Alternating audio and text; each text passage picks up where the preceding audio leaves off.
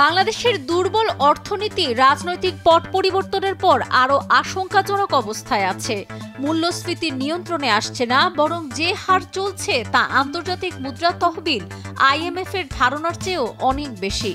Bank খাতে সুশাসন ফেরানো সহ রাজস্ব আয় বাড়ানোর উদ্যোগেও চ্যালেঞ্জ রয়েছে। এসব প্রভাবে চলতি অর্থবছরে জিডিপি প্রবৃদ্ধি কমে ৩.৮% এসে ঠেকবে বলে আশঙ্কা প্রকাশ করছে IMF। তাদের মতে, অন্তর্বর্তী সরকার সফল না হলে তার প্রভাব পরবর্তী রাজনৈতিক সরকারের ওপর পড়বে। এসব আশঙ্কার কথা জানিয়েছেন সংস্থাটির রিভিউ মিশন প্রধান ক্রিস পাপাজর্জিও।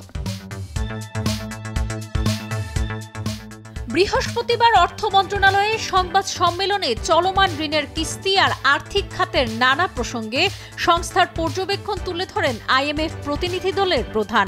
আর্থিক খাত পুনর্গঠনের রোডম্যাপ প্রণয়ন সহ কেন্দ্রীয় ব্যাংকের স্বাধীনতা নিশ্চিতের গুরুত্ব তুলে ধরেন তিনি।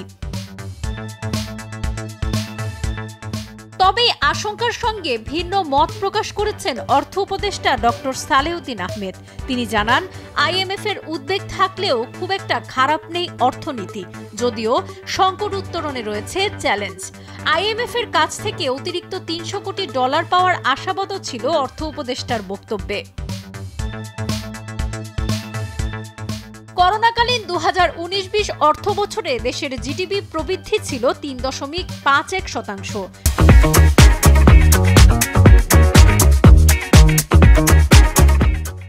সেটি ছিল একটি বিশেষ পরিস্থিতি।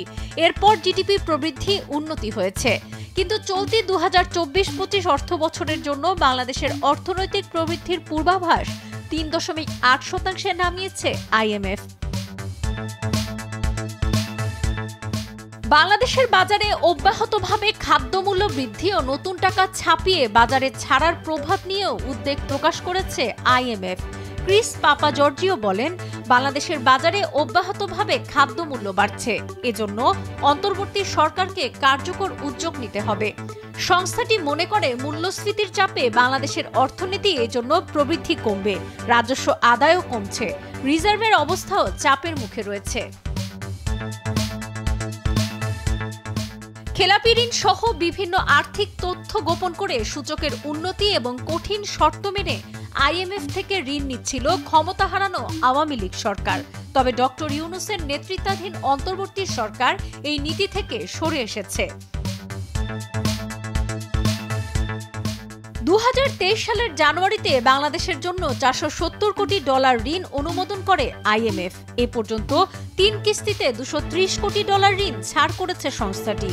চতুর্থ কিস্তি ঋণ দেওয়ার আগে গত 3 থেকে 18 ডিসেম্বর IMF এর 13 সদস্যের প্রতিনিধি দল বাংলাদেশ সফর করে। সফরে বাংলাদেশের পারফরমেন্স ও বিদ্যমান ঋণের চতুর্থ কিস্তির কাঠামোগত সংস্কারের শর্ত পালন নিয়ে পর্যালোচনা করে দলটি। সাবরিনা কাজী, কালের কণ্ঠ।